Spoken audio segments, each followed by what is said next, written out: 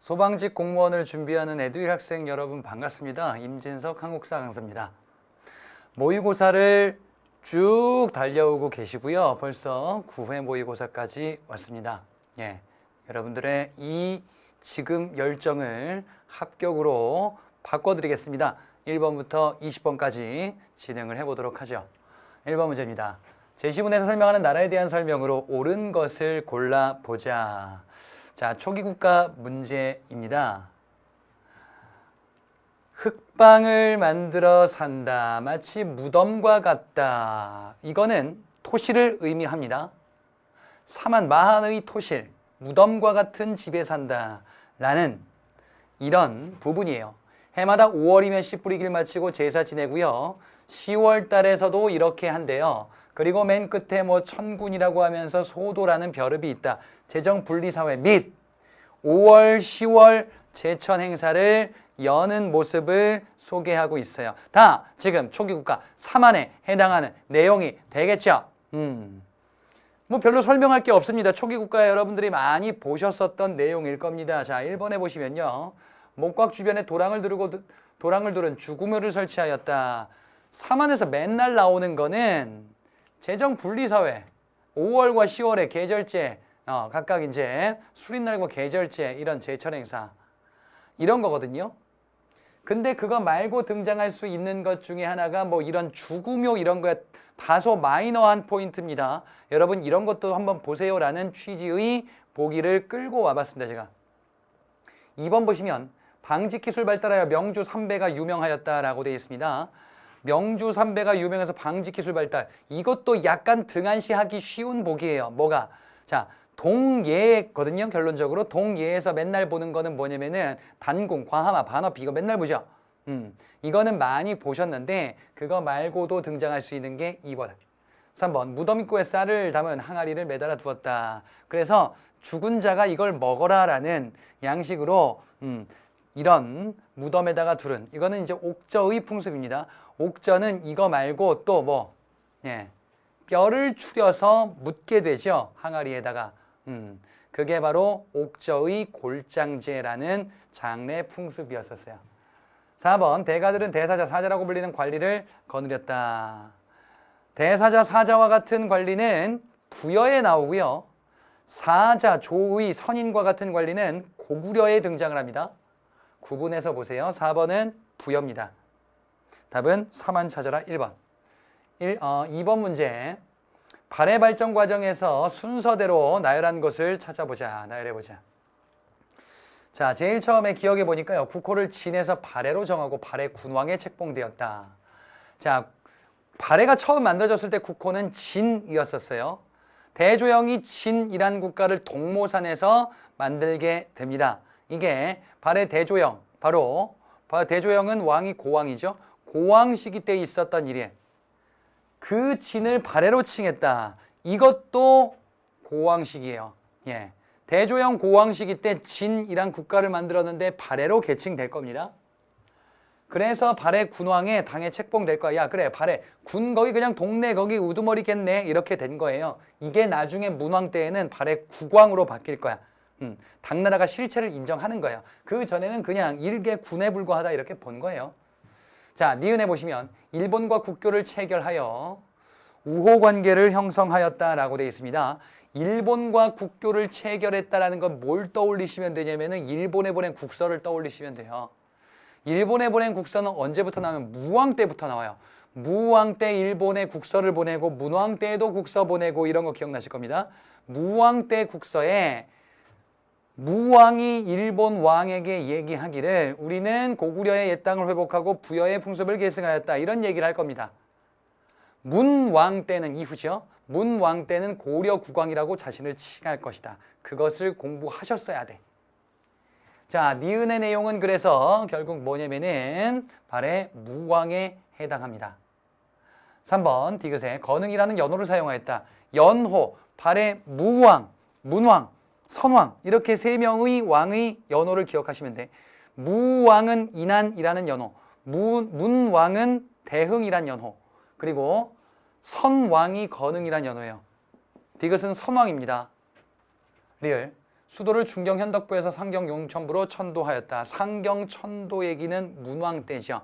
물론 동경으로 한 번 더 천도하긴 할 겁니다. 근데 상경으로 천도했다라는 것은 수험적으로 문왕이라고 보셔도 무방해요. 네. 문왕 시기. 그러니까 발에는 고왕, 무왕, 문왕, 선왕 이렇게 4명만 기억하면 되잖아요, 사실. 어? 그래서 기억이 고왕, 그 다음에 니은이 무왕, 리을이 문왕, 디귿이 선왕 이렇게 나열할 수가 있겠네요. 예. 다음 문제 3번 문제 보겠습니다. 가나 고분 양식에 대한 설명. 자, 가 앞에 보니까 한강유역에 있던 초기 한성식이 가무덤을 만들었다. 초기 한성식이 백제 한성식이 때 이 무덤을 만들었대. 가무덤을 만들었대요. 그게 뭔데? 석촌동에 일부가 남아 있다. 아, 이거는 뭐다? 무덤 중에 백제 한성시기 때 무덤 양식인 돌무지무덤에 해당하죠. 돌무지무덤. 돌무지무덤은 고구려의 양식과 유사하다라는 것을 보셨어요. 가는 돌무지무덤. 초기 고구려와 백제의 출신 성분이 같기 때문에 벌어지는 일. 웅진 시기에는 굴식 돌방무덤 또는 널방을 벽돌로 쌓은 나무덤. 그럼 뭐겠어? 벽돌무덤이지. 웅진 시기 때 벽돌무덤은 중국 남조의 방식이 들어온 거야. 그 대표적인 벽돌무덤이 송산리 6호분과 무령왕릉 이런 거죠. 사비시기 얘기, 굴식 돌방 무덤으로 바뀐다. 자, 1번에 보니까 백제 고유한 고분 양식이다 이렇게 되어 있는데요. 아니지. 돌무지 무덤은 고구려 계통과 유사하다 그랬잖아요. 그러니까 고구려에서 건너온 양식이에요. 초기의 돌무지 무덤은 고구려 계통과 유사하다. 백제 석촌도 고분과 고구려는 장군총이 유명하죠. 2번, 입구가 존재하지 않아 도굴이 어려운 편이다. 입구가 존재하지 않아 도굴이 어렵다라는 거는 아예 산처럼 쌓아버린 거예요. 흙으로. 그게 뭔데? 신라의 돌무지 덧널무담이라고 있었죠. 그건 뭔데? 겉으로 보기에는 그냥 큰 봉분으로 만든 거지. 입구 자체가 존재하지 않아. 2번은 굴식 돌방무덤, 아니 신라의, 다시 수정. 예, 신라의 돌무지 덧널무덤에 해당합니다. 3번, 벽화 천장에 사신도와 같은 벽화가 일부 남아있다. 사신도, 자, 벽돌무덤에 벽화가 있느냐? 무령왕릉에는 없어요. 무령왕릉에는 없는데 또 다른 벽돌무덤인 송산리 6호분에는 벽돌무덤이 존재하죠. 그래서 3번은 사신도와 같은 벽화 일부가 남아있다라고 되어 있으니까 틀린 게 아닙니다. 4번, 정해공주 무덤과 유사한 천장 구조를 가지고 있다. 정해공주 무덤은 어디서 봤었냐면은 발해의 무덤에서 봤어요. 발해의 무덤 2가지를 보셨을 거예요. 정해공주 무덤, 정효공주 무덤 이렇게 2가지를 보셨을 거예요. 정해공주 무덤은 고구려 방식 무덤으로서 굴식 돌방 무덤이며 모주림 천장 구조를 가지고 있어요. 굴식 돌방 무덤의 형태를 이어받은 거지. 근데 여긴 지금 백제 얘기고 나는 굴식 돌방 무덤이 또 아니잖아요. 뭔데? 벽돌 무덤이잖아. 정효공주 무덤 같은 경우에는 당나라 방식의 벽돌 무덤이죠. 예, 그렇게 구분해서 보셨을 것이다. 답은 3번이 되겠습니다. 4번 문제 보겠습니다. 재심은 글을 남긴 승려에 대한 설명으로 옳은 것을 골라보자. 이 승려는 누구일까? 지금 쭉 보니까 마음 밖의 부처를 찾아 헤매던 사람들이라고 돼 있어요. 마음이 중요한데 마음 밖의 부처를 찾아 헤매던 사람들. 그래서 깨달은 본성이 부처와 다르지 않다 하더라도 갑자기 버리기 어렵대요. 깨닫는 얘기를 하고 있어요. 마음 밖에, 내 마음에서 찾아야 돼. 그리고 부처의 습성 이런 것들을 어려서부터 계속된 습성, 자기의 습성, 깨달음, 깨달은 본성, 마음의 수양이 중요하다라고 얘기하고 있죠. 그 다음에 마지막이 결정적 단서예요. 곧 깨닫고 닦음에 의하여 점차 습성을 버리고 오랜 세월에 지난 동안 성인이 경지에 이르게 된다. 깨닫고 닦음. 깨닫는 다음에 다시 닦아야 된대. 내가 한번 깨닫고 나서 끝나는 게 아니다라는 거예요. 깨닫는 것은 자신의 본성을 깨우치는 것이죠. 그것을 설명하는 것이고 깨달은 본성이 부처와 다르지 않다 하더라도 계속된 습성을 갑자기 버리기 어려우니까 계속해야 된다라는 거예요. 내가 깨우치고 나서 그래 깨우쳤으니 끝 그게 아니고 깨우친 다음에도 계속 갈고 닦아야 된다라는 거지. 우리 공부도 마찬가지 아니겠습니까? 공부 열심히 해야지 마음에 다짐을 딱 했어. 그러고 나서 다짐을 안 하면 어떻게 돼? 몇 달 지나면 헬렐레 해가지고 술 먹고 있죠. 그러면 곤란하다 이거야. 계속 마음을 갈고 닦으면서 깨닫고 또 깨닫는 연습을 해야 된다는 거야. 깨닫는 것을 바꿔보자. 돈오로 바꿔보자. 돈오는 점진적으로 수양해야 된다. 돈오 점수 사상이에요. 자, 진울이 주장했었던 정해쌍수와 돈오 점수. 정해쌍수와 돈오 점수는 진울이 제창했었던 사상이죠. 진울을 고르는 거예요. 그러니까 1번의 내외겸전은 의상의 주장입니다. 교관겸수와 내외겸전 의상의 주장이에요. 2번 성상융회를 표방하였다. 성상융회는 이건 고려 초기 승려였었던 균여의 주장입니다. 균여는 교종통합을 주장하거든요. 당시 교종의 우두머리격인 종파가 화엄종과 법상종이 있었어요. 화엄종과 법상종이요. 성과 상이. 이를 융합해야 된다라는 것이. 그래서 교종통합을 주장했었던 2번은 균여로 알아두시고 넘어가시기 바랍니다. 3번이 정답이고요. 4번 무예가지와 불교 대중화기였다. 예. 춤추고 노래하는 승려 원효 신라중대 때 원효대사. 답은 3번 진울. 5번 문제 보겠습니다. 밑줄친 그의 업적으로 옳은 것을 보기 위해서 골라보자.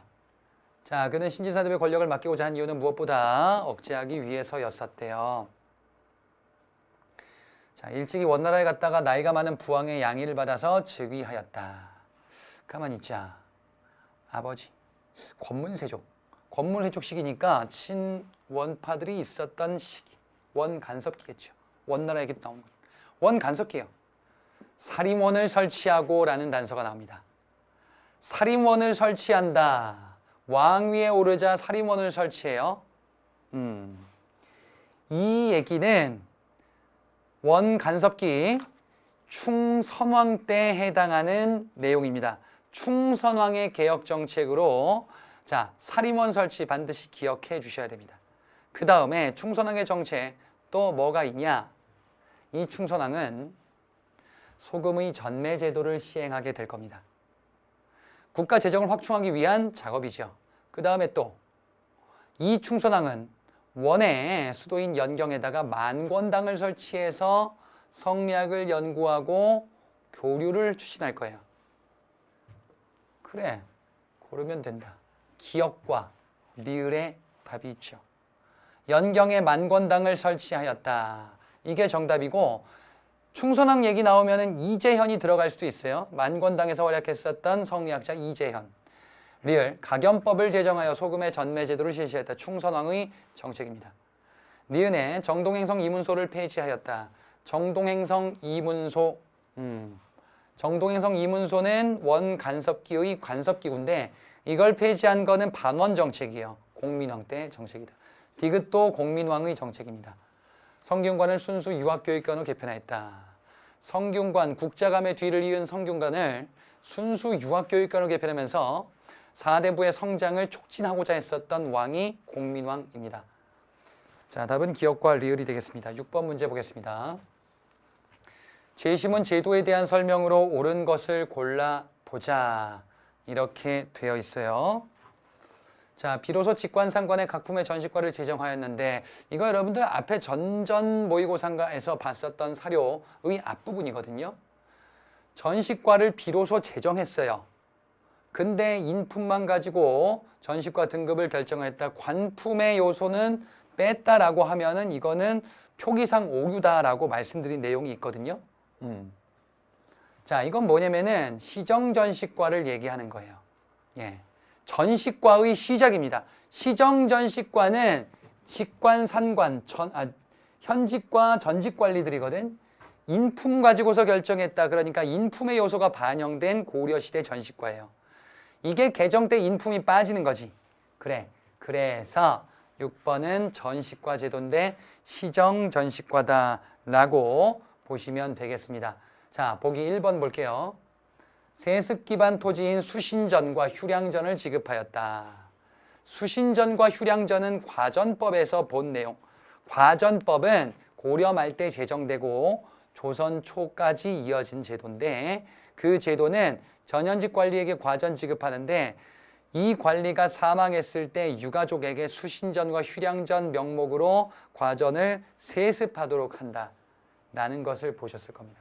1번은 과전법, 2번이 정답이죠. 사생공복 참작하여 관리에게 토지를 분배하였다. 시정전식과 얘기입니다. 3번 성행의 선악과 공로의 대소에 따라 토지를 분배하였다라고 되어 있습니다. 선악과 공로의 대소에 따라 토지를 분배해요. 예. 이거는 공에 따라서 상으로 지급하는 제도거든요. 논공행상의 수조지인 바로 뭐냐? 전식과 이전의 역분전에 해당합니다. 3번은 전식과가 아니라 역분전이에요.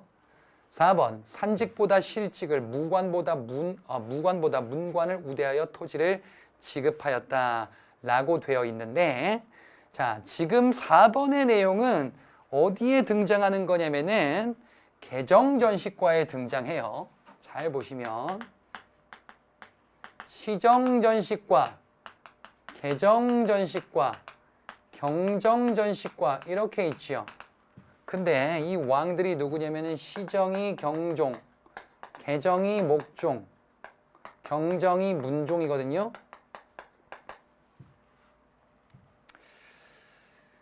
이 문종, 경종과 문종 사이에 누가 있냐면 성종이 있어요. 목종과 문종 사이에 누가 있냐면은 현종이 있어요. 성종 때 무슨 정책이 시행되냐? 문치주의가 시행돼요. 그래서 이때는 요게 반영돼서 문관을 무관에 비해서 우대하게 될 겁니다. 현종 때에는 거란 침입을 격퇴할 거예요. 그래서 무관들을 차별을 하지는 말자, 제도적으로. 이렇게 바뀔 거거든. 지금 여기서는 이 얘기한 거예요. 개정전식과 얘기하는 거예요. 예. 당연히 산직보다 실직을 우대할 거예요. 산직은 관직이 없는 전직관리고요. 실직은 현직관리거든요. 당연히 현직관리를 우대하지. 그리고 문관 우대하는 거, 이거는 바로 시정전식과 말고 개정전식과에서 주로 언급되는 내용입니다. 그래서 답을 골라주시면은 6번에는 2번이 적절하다. 에듀윌 유료 회원만의 특별한 서비스.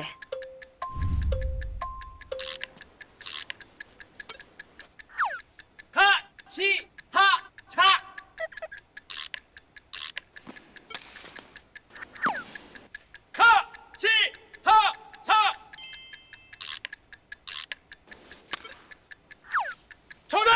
같이 하자 친구야! 에듀윌 유료 회원!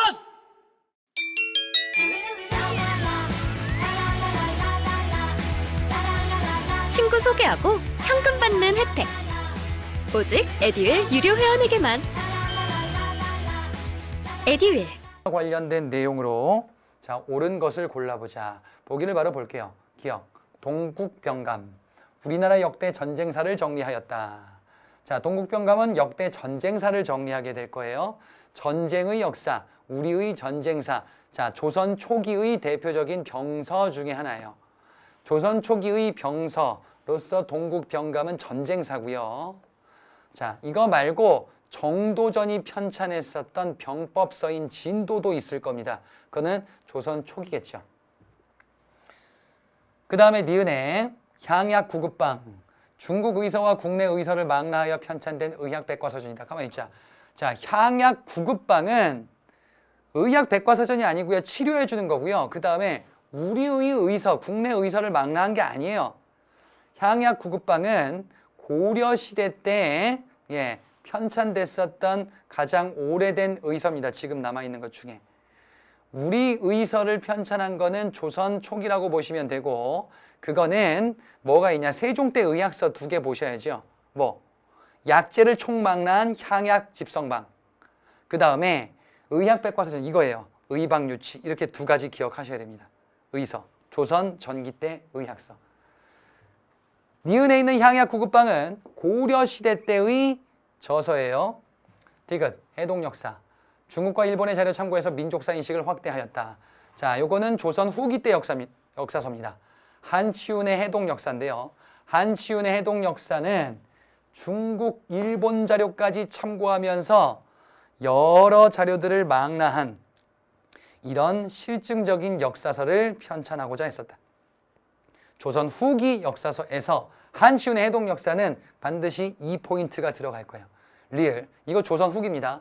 금석과한록, 과한록. 우리나라 환경에 맞는 농법을 정리했다. 이게 뭔지 알아야지. 금석과한록은 북한산 순수비의 정체를 고증한 김정희의 저서예요.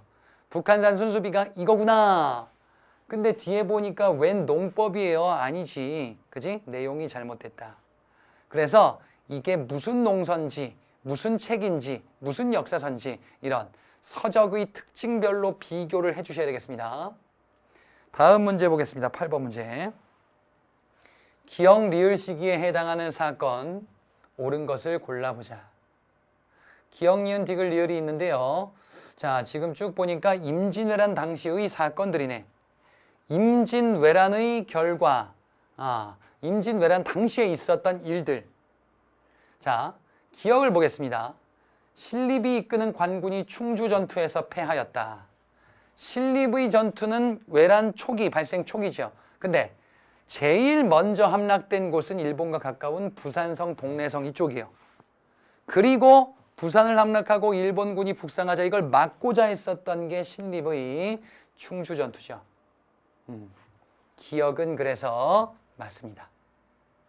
니은에 김시민의 활약으로 진주에서 왜군을 격파하였다라고 되어 있습니다.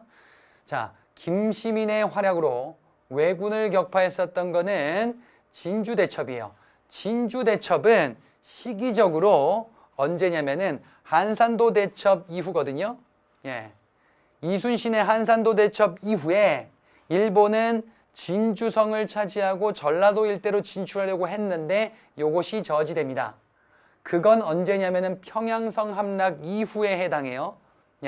그래서 니은은 틀렸고 디귿으로 가야 됩니다. 디귿. 이순신이 이끄는 수군이 옥포해전에서 첫 승리를 거두었다. 옥포해전에서의 첫 승리는 이순신이 처음으로 거둔 승리인데요. 평양성 함락되기 전입니다. 그래서 이때가 옥포해전이고 이후에 한산도 대첩 이렇게 넘어갈 거야. 리을. 명량해전에서 승리하였다. 이건 이순신의 활약이죠. 이순신의 명량해전에서의 승리는 정유재란 발발 시기예요. 그래서 휴전 이후죠. 정유재란 발발은 휴전이 깨진 거야. 그래서 리을은 요 시기에 들어간다라고 볼 수가 있겠습니다. 외란의 3대 대첩은 한산도 대첩, 진주 대첩, 행주 대첩이 있죠. 요 시기입니다.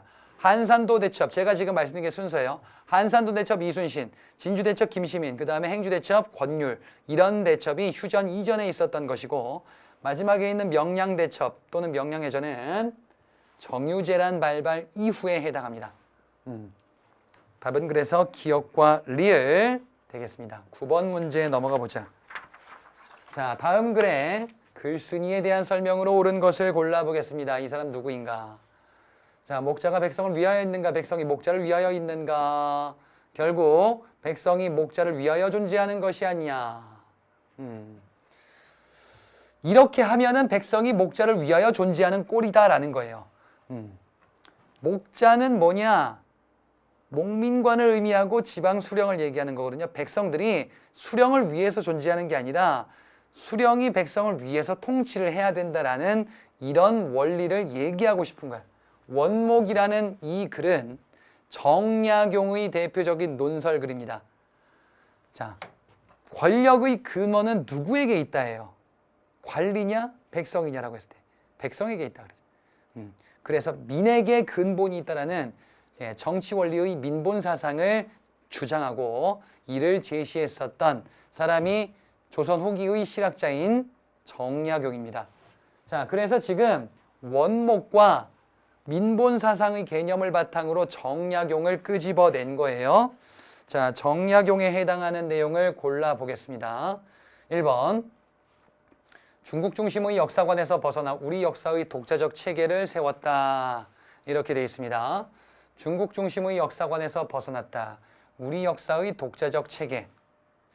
중국 중심의 역사관에서 벗어나서 우리의 독자적 체계를 세웠다라는 것은 우리만의 독자적 정통론을 만들었다라는 걸 의미하거든요.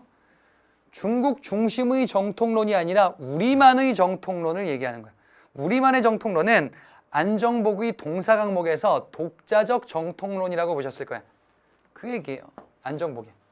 2번, 중앙행정개혁에 대한 저서를 남겼다. 정약용의 저서 3가지 기억하세요. 3부작, 경세유표.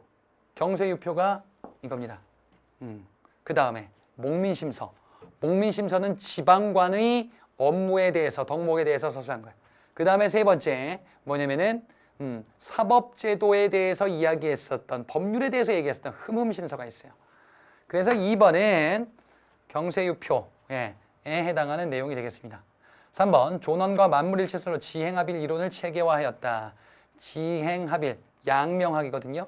양명학은 조선 후기 때 성리학 대안으로서 심증리, 지행합일, 치양지설 이런 것을 주장했었어요. 예.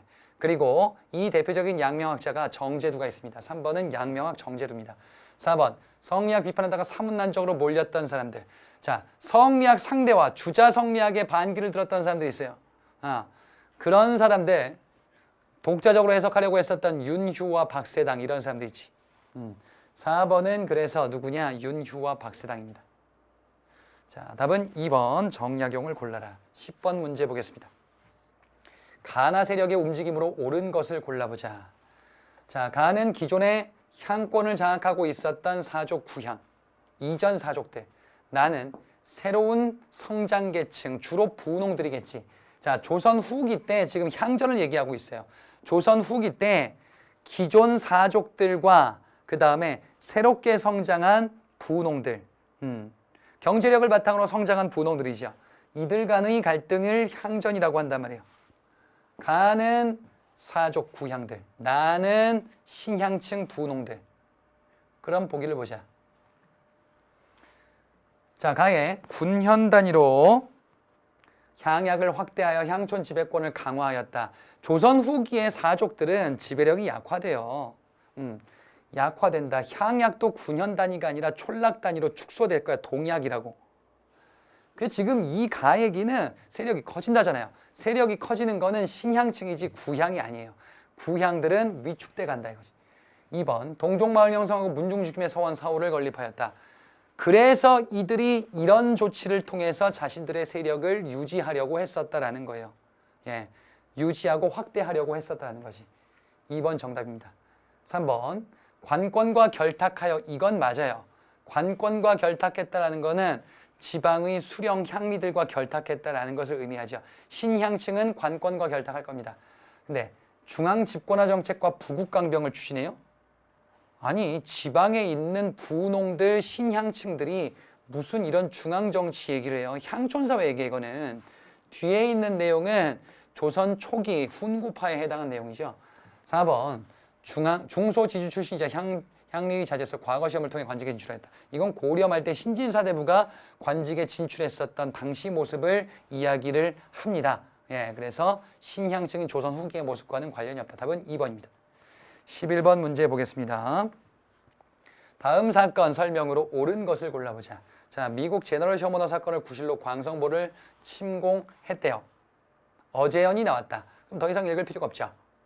광성보에서 어제연, 미국이 침략한 이 사건에서 어제연이 활약했다. 바로 뭐야? 흥선대원군 집권 시기 때 신미양요에 해당하죠.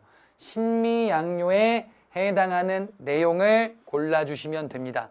자, 신미양요는 여기 제시된 것처럼 제너럴 셔머너 사건을 구실로 하여 일어나게 되고요. 어제연이 광성보 전투에서 활약했으나 전사하고 장군 깃발인 수자기를 빼앗기게 됩니다. 그리고 이 신미양요 이후에 지금 여기 보기에 있는데 신미양요 이후에 전국에 척화비가 건립되게 될 거예요. 화친배척이다. 서양과의. 1번이 정답입니다. 자, 2번. 로즈 제독이 이끄는 군대가 강화도를 공격하였다. 로즈 제독은 참고로 병인양요 때 프랑스 군대 이끌고 온 사람이고 미국은 로저스입니다. 예, 그거를 구별할 필요는 없고요. 1번을 알고 2번을 소거하시면 돼요. 3번. 원산과 인천이 개항되어 일본과의 무역이 시작되었다. 원산과 인천은 강화도 조약에서 부산 외 두 곳을 개항한다 이렇게 돼 있어요. 일본과 조약을 맺죠. 강화도 조약. 부산 외 두 곳.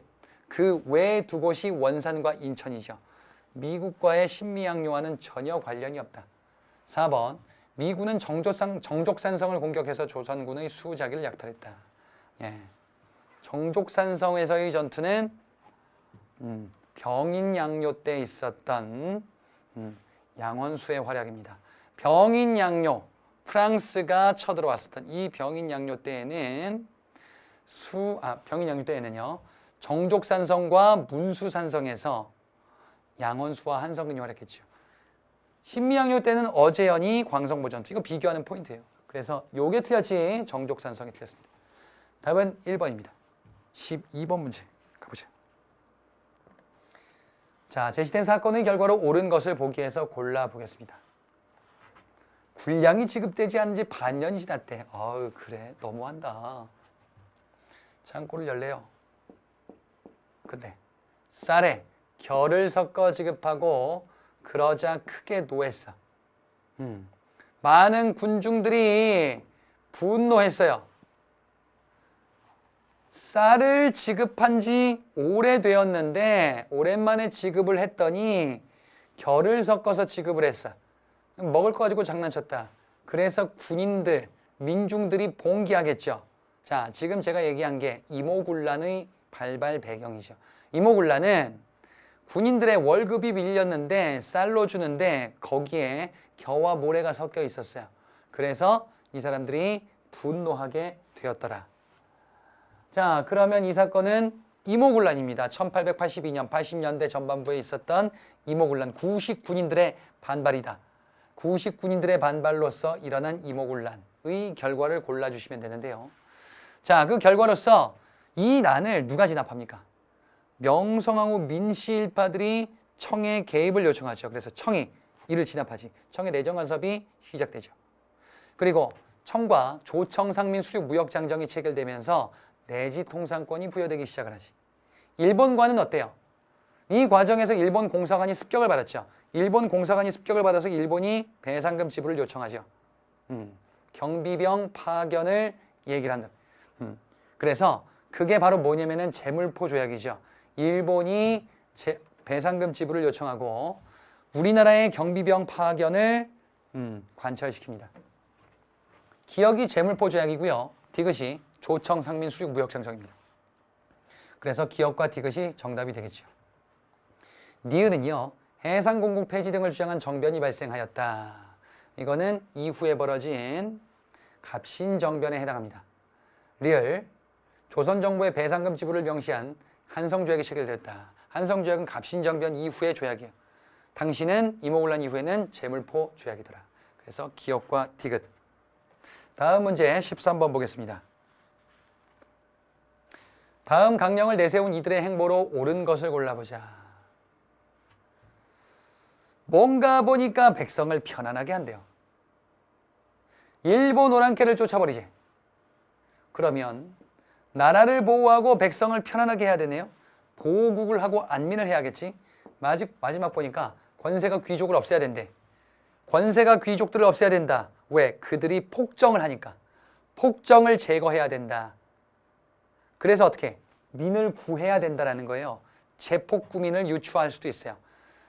보국 안민과 제폭구민은 동학의 핵심 주장 중에 하나입니다. 자, 동학은 모든 인간이 평등하다라는 인내천 사상을 바탕으로 교리를 확대시키고요. 그리고 보국 안민과 제폭구민으로 이제 사회개혁 운동을 추진하게 됩니다. 그러면 이들은 뭐냐? 동학농민운동 세력이에요. 자, 1번 보니까 우정총국 개국 축하연을 이용해 정변을 일으켜라고 돼 있어요. 자, 요거는 갑신정변이죠. 갑신정변 때 벌어진 시작점의 일이다. 2번 배정개혁 12개를 시할 목적으로 전라도에 농민자치기관을 설치하였다. 자, 배정개혁 12개조를 제시를 하고요. 이때 농민자치기구로서 두었었던 게 집강소죠. 동학농민운동 중에 자치기구 집강소와 정부개혁기구는 뭘 둡니까? 교정청을 두죠. 2번은 집강소에 해당하는 내용이에요. 3번 정부 개화 정책에 대한 불만으로 궁에 난입하여 일본 공사관을 습격하였다. 자, 정부 개화 정책에 대해서 불만 일으켰대. 왜? 월급을 안 줘. 아까 본 것처럼. 3번은 이모군란입니다. 그래서 이런 정변. 4번에 정부의 탄압을 피해서 개 조직이나 기독교 등의 종교 조직을 이용하여 활동하였다. 이건 동학이 아니고요. 동학의 세력들이 후신으로 만든 조직들이거든요. 예. 이게 뭔 소리냐면은 동학이 있잖아요. 동학 농민운동이 벌어지죠. 근데 동학 농민운동은 실패로 끝나죠. 이 주요 세력들이 의병에 가담하기도 하고요. 그리고 이런 거 만들어요. 서학당, 영학당 이런 거 만들 거예요. 서학당, 영학당은 동학반대 서학, 영학당의 영국 이런 뜻이거든. 그래서 서양과 친밀한 것처럼 보이려는 위장 조직이에요. 그리고 이후에는 활빈당이라는 활동을 하기도 할 겁니다. 빈민에게 활력을. 활빈당은 대한제국 시기 때 동학 세력들, 자녀 세력들이 합류해서 농민들을 위한 활동을 전개하기도 했었던 단체예요. 그래서 지금 여기 얘기에서는 4번에 기독교 조직을 이용해서 활용했다. 예, 서학을 위장해서 활동하는 거예요. 그래서 지금 요거는 동학의 이후 모습인 영학당, 서학당에 해당하는 내용이고요. 주요 포인트는 아닙니다. 동학이 아니구나. 동학은 그 다음에 이런 활동했구나. 그 정도 맥락을 보시면 되겠어요. 자, 답은 2번. 14번 문제 보자.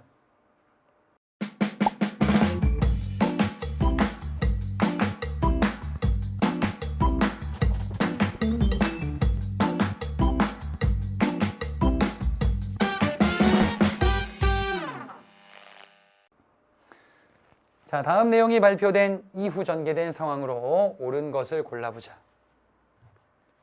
쓸데없는 비용을 절약해야 된다고 생각하고 있대. 현재 군대는 용병으로서 어쩌고 저쩌고. 징병법을 발표하여 할 때까지 모두 해산하노라. 자, 당시 군대를 해산시킬 것을 이야기를 하고 있어요. 현재 군대를 해산시키지. 군대를 해산시켜요? 대한제국 시기 때 군대 해산이다. 이거는 뭐겠어요? 일제 국권 피탈로 벌어진 일이죠. 이건 이제 순종 때인데요. 고종이 을사조약 체결에 반발하면서 헤이그 특사 파견했었는데 그에 대한 구실로 퇴위당하고 나서 한일 신협약을 체결하고 거기 비밀각서에 있었던 게 바로 뭐냐면은 군대 해산이야. 대한제국의 군대를 해산한다. 그 당시 모습이에요. 자, 군대 해산과 관련된 내용을 이후다라고 하면 해산된 군인들이 의병에 합류하겠죠. 기억. 평민 출신 의병장이 처음 등장해서 의병이 신분적 한계를 극복하기 시작했다. 평민 출신 의병장 최초로 나왔었던 게 신돌석이죠. 바로 을사의병 때 등장했었던 모습이다. 을사조약 이후에 해당하는 내용이에요. 지금 그러니까 기억은 답이 될 수 없고요. 니은. 일본은 의병 토벌 작전을 전개해서 의병 부대 근거지를 초토화시켰다. 의병 토벌 작전을 전개한대요. 예, 이게 바로 무슨 작전이야? 남한 대토벌 작전이죠. 남한 대토벌 작전. 예, 의병 부대를 초토화시켰다. 남한 대토벌 작전은 정미의병 이후에 벌어진 일이에요. 자, 당시 해산된 군인들이 합류했었던 게 정미의병 시기고요. 그때 서울 진공 작전을 감행하죠. 하지만 실패로 끝나고 이후의 일제가 토벌 작전을 벌이게 됩니다. 그러니까 각국 영사관의 의병 국제법상 전쟁단체로 인정해달라는 통문을 보냈다라고 되어 있습니다. 이게 바로 뭐냐면은 당시 정미의병 시기 때 13도 창의군, 정미의병 시기 때 해산된 군인들이 합류하고요. 서울 진공작전을 감행하는데 13도 창의군이 결성되죠. 그와 관련된 활동으로 보시면 되겠죠. 그래서 군대 해산된 이후입니다. 디귿이 먼저, 니은이 다음이겠죠. 리을에 이송, 유인석 같은 의병장을 하겠습니다. 자진 해산하였다. 이송, 유인석과 같은 의병장. 이 의병장은 을미의병 때 등장한 유생의병장들이고요. 이때는 자진 해산해서 의병 부대는 이제 해산을 맡게 되죠. 답은 그래서 니은과 디귿. 기억은 을사, 리을은 을미의병에 해당합니다. 15번 문제 보겠습니다. 밑줄친 이곳에서 한인들이 전개한 활동으로 옳은 것을 골라보자. 지금 보니까 국권피탈 이후에 이곳으로 이주했대요. 일본군이 이곳을 침략하기 위해서 어쩌고 저쩌고 소문이 돈다. 결국 한인들은 중앙아시아로 끌려갔대. 그러니까 지금 국외 지역인데 한인들이 중앙아시아로 끌려갔네요. 요거는 소련 스탈린의 정책에 따라서 끌려갔었던 강제 이주거든요. 바로 어디냐? 연해주, 블라디보스토크 지역이 연해주 지역이에요. 연해주 지역의 교민들, 국권피탈 이후에 많은 교민들이 살고 있었는데 소련의 정책에 따라서 중앙아시아로 강제로 끌려가서 이주당할 겁니다. 그래서 이곳이 뭐냐? 연해주예요. 연해주 지역에 있었던 일을 골라주시면 됩니다. 자, 연해주 지역에서는 신안촌이 만들어지고요. 성명회, 권업회와 같은 단체가 만들어질 겁니다. 그리고 이상설이 주도한 최초의 망명정부인, 여기 답이 있죠? 대한, 광복군, 정부가 만들어 줍니다. 3번이 정답이죠. 이거 말고 전로한족회 중앙총회라는 이런 조직이 만들어지기도 해요. 자, 여러분 다 공부하신 내용이어야 합니다. 1번. 서전서숙을 나온 김약연이 명동학교를 세웠다. 서전서숙과 명동학교는 북간도 지역입니다. 2번. 이상설이 주도하여 대한국민의회를 조직하였다. 이걸 제가 함정을 파놨는데 대한국민의회, 연해주 지역 맞아요. 이상설이 주도한 거는 뭐냐? 대한광복군 정부예요. 대한국민의회는 이때는 3.1운동 직후, 이건 어디서 여러분이 보셨을 거냐면은 대한민국 임시정부가 통합되는데 연해주 지역의 대한국민의회와 상하이의 대한민국 임시정부 그리고 한성정부 서울에 이런 것이 통합된 게 대한민국 임시정부거든요. 근데 이때는 이상설이 세상에 없을 때예요. 이상설은 3.1운동 전에 돌아가십니다. 그래서 3.1운동과 관련된 내용 또는 그 이후의 내용이 나오면 이상설은 전부 다 오답이에요. 세상에 없기 때문에. 4번. 삼원보 개척해서 독립운동 기지로 삼았다. 여기는 뭐냐? 서간도 지역. 답은 3번. 16번 문제로 넘어가 보겠습니다. 다음 사건이 발생한 시기를 연표해서 골라보자. 용정촌에서 떨어진 마을에 왜군이 야간에 습격하여 청년들 모조리 죽였다. 진짜 그래가지고 막 포위하고 난리를 쳤대요. 용정촌이다라고 하면은 북간도 지방이거든요. 북간도 지방의 용정촌, 명동촌, 북간도, 간도 지방이에요. 근데 왜군이 습격해서 모조리 죽였대. 그러면 간도 지방을 일본이 초토화시켰구나. 이게 뭐냐? 간도참변이죠. 간도참변은 일제가 봉오동 전투와 청산리 전투에서 연달아 패하죠. 우리 독립군에게. 그에 대한 보복의 성격이에요. 그러면 이게 언제냐? 1920년대 초예요. 3.1운동 그 이듬해예요, 이게. 그러면 시기가 언제인지를 골라보자. 자, 독립의군부 조직 1910년대 국내에 있었던 단체예요. 1912년. 1912년 국내 10년대 호남 지방 주축으로 복벽주의를 추구한 단체. 그 다음에 대한광복군 정부 아까 봤는데 이거 1914년, 1910년대 3.1운동 전이에요. 이상설이 주도한 최초의 망명정부입니다. 그리고 3.1운동이 벌어지고 대한민국 임시정부 수립된 다음에 국민대표회의가 개최되면서 위기에 대해서 논의를 할 겁니다. 이때는 국민대표회의가 개최되기 전인 1920년입니다. 그래서 나 시기가 정답이 되겠어요. 17번 문제 보겠습니다. 미출신 영화가 처음 개봉되었던 당시에 볼 수 있는 모습으로 옳은 것을 골라보자. 일제 때 영화 얘기가 나오면은 단독 문제로 나오면은 나운규의 아리랑이에요. 예. 나운규의 아리랑은 우리 민족의 독립의 의지를 고취시키고자 영화로 만든 게 나운규의 아리랑이거든요. 근데 이 나운규의 아리랑은 1920년대 중반에 26년인데 중반에 개봉이 될 겁니다. 1920년대라는 사실을 기억하고 가시기 바랍니다. 그러면 이 당시다라고 하면 일제강점기 1920년대일 거예요.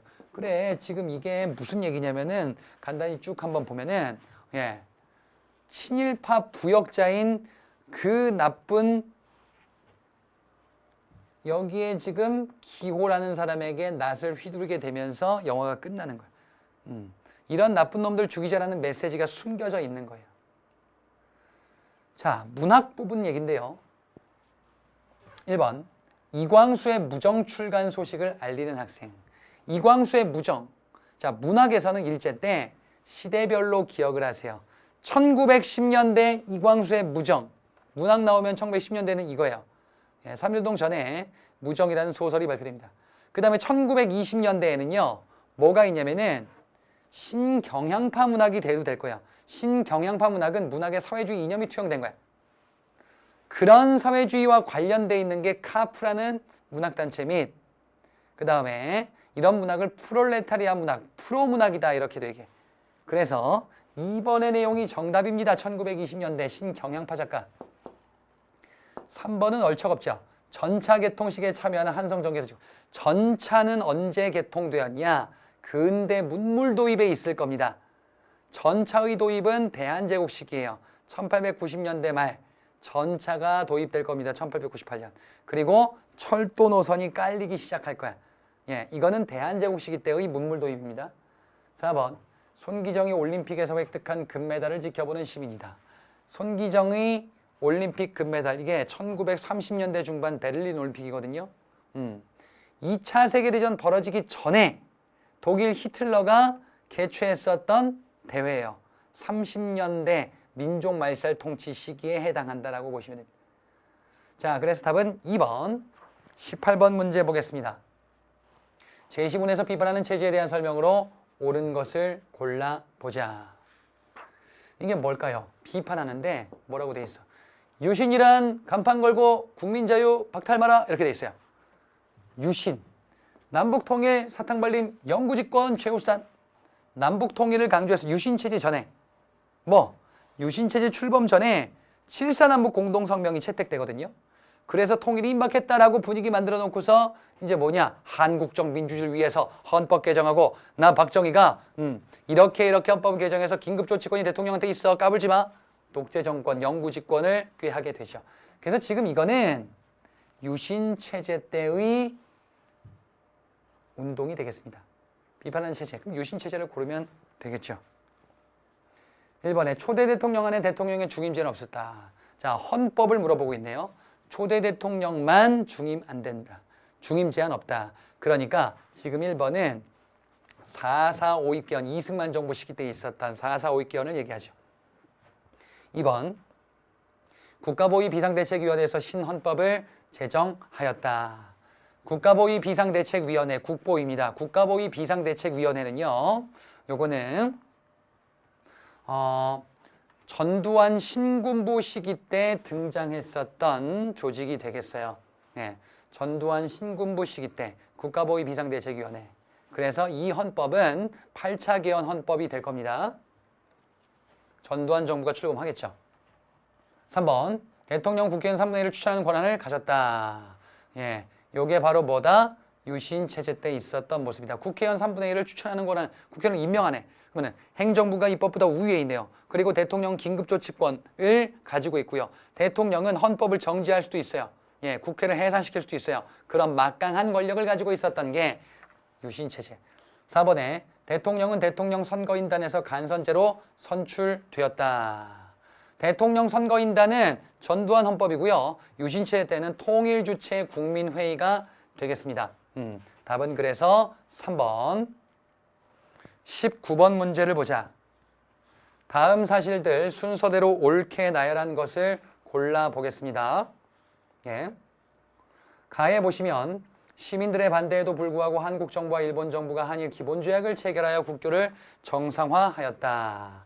자, 요거는 1960년대 중반에 있었던 모습이죠. 시민들의 반대 시위, 이게 뭐겠어요? 6.3 시위죠. 국역 외교 안 된다라는 6.3 시위. 이거 많이 보셨을 거예요. 1965년에 있었던 60년대 중반에 한일 기본조약 체결이에요. 나의 YH 무역 노동자가 과잉진압으로 사망한 사건을 계기로 김영삼 신민당 총재가 의원직에 제명되었다. YH 무역 사건 이후에 김영삼의 제명. 그래서 뭐로 이어질 거냐? 부마 항쟁으로 이어질 거야. 이건 1979년 유신 말기 때 있었던 모습이고 박정희가 사망하기 전에 있었던 직전 그 해의 일이에요. 다해 전태일이 근로기준법 준수를 요구하면서 평화시장에서 어쩌고저쩌고 분신하였다. 전태일 분신 사건이죠. 전태일 분신 사건은 1970년 유신체제 넘어가기 전에 있었던 일이에요. 라의 대통령 3선을 가능케 하는 개헌안이 국민투표를 통해 확정되었다. 이거는 대통령 3선 개헌 헌법을 명시한 1969년에 6차 개헌 헌법입니다. 6차 개헌 헌법을 하고 나서 전태일 분신 사건이 벌어지고 대통령 선거 김대중이랑 맞붙을 거예요. 그러자 박정희가 생각을 하는 거지. 대통령 선거도 힘겹게 이겼고 그 전에 전태일 분신 사건 때문에 여러 가지 문제가 있었구나. 야, 그러면 영구 독재하자. 이렇게 갔구나라고 보시면 돼. 결국 가, 라, 나 이게 유신체제 전에 박정희 3공화국 시기예요. 그 다음에 유신체제 나 이렇게 전개됩니다. 순서를 그래서 가, 라, 바, 나. 20번 문제 보겠습니다. 다음 문서 발표된 시기 경제 상황으로 옳은 것을 골라보자. 이게 뭘까요?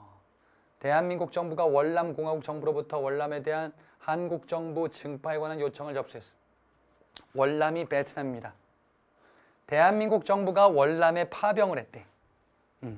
그래서 뭘 한대? 군사 협조를 해준대. 예, 군사적으로 뭐 하냐? 상당량 장비를 제공하고 경비를 부담한대. 월남에 파병해서 대한민국 외무부 장관한테 얘기하는 거예요. 우리가 장비 제공해주고 지원해줄게 고마워. 이거야.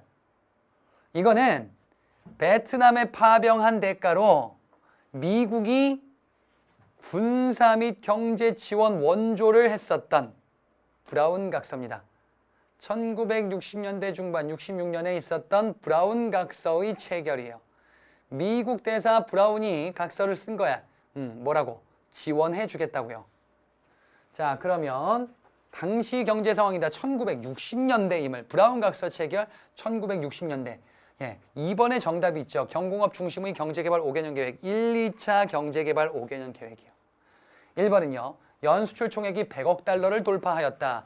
100억 달러를 돌파하였다. 요게 1970년대 중화공업이 발전하면서 1977년 100억 달러 수출 100억 달러를 돌파하게 될 겁니다. 자, 1번은 70년대고요. 3번 저금리 저유가 저달러의 3조 호황이다. 이거는 1980년대 중반에 3조 호황 정책이죠. 시기별로 경제정책 알아두셔야 되겠죠. 4번 유상매수 유상분배를 근거한 농지개혁법. 이거는 이승만 정부 시기죠. 재헌국회 6.25 전쟁 이전에 있었던 정책이 되겠습니다. 답은 2번의 60년대 경제정책이었어요. 자, 여기까지 보고요. 마지막 10회차 모의고사는 다음 강에서 이어서 보도록 하겠습니다. 수고하셨습니다.